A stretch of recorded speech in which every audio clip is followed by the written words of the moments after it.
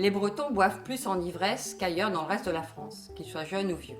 Nous allons déployer des hypothèses qui vont nous expliquer ce phénomène. Première hypothèse, l'hypothèse culturelle. Le petit garçon breton, jusqu'au début du XXe siècle, portait une jupe. Et puis à 7 ans, la cérémonie du vragout avait lieu. On lui enlevait sa jupe et son grand-père, au cours de cette cérémonie, lui donnait à boire de l'alcool, en particulier du cidre. Et il disait « Mon petit, bois, mais bois vite !» La deuxième hypothèse est que les Bretons sont des chercheurs de sensations. Au XVIIe siècle, de l'Orient sont partis des bateaux pour conquérir le monde. À travers les tempêtes, à travers les mers, ils ont cherché le risque. C'est une des explications peut-être de l'ivresse. On va chercher des sensations dans la manière de boire. L'exode rural est une autre hypothèse. Le Breton a dû quitter sa campagne. Il a été arraché à son bourg.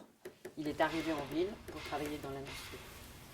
Cet arrachement a provoqué un traumatisme. En fin de semaine, boire pour se consoler et tenir. Une autre hypothèse est l'hypothèse traumatique. Les Bretons ont payé un lourd tribut à la Première et la Deuxième Guerre mondiale. 2 générations de pères décimées. La manière de boire des Bretons remplit peut-être ce vide, ce manque. Où t'es, papa, où t'es? Où t'es, papa, où t'es? Où t'es, papa, où t'es? T'es où, t'es où, t'es où, papa, où t'es? Une autre hypothèse, c'est la perte de la langue. Les Bretons ont perdu leur langue en une génération.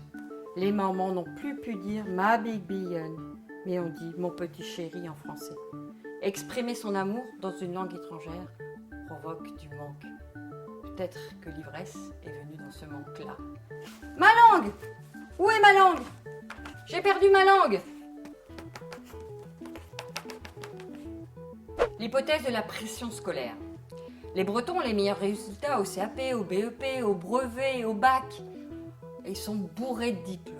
Mais cette pression scolaire a un coût psychique. Boire pour se défouler. Ils sont forts ces Bretons. Mais ce n'est pas terrible pour leur foi.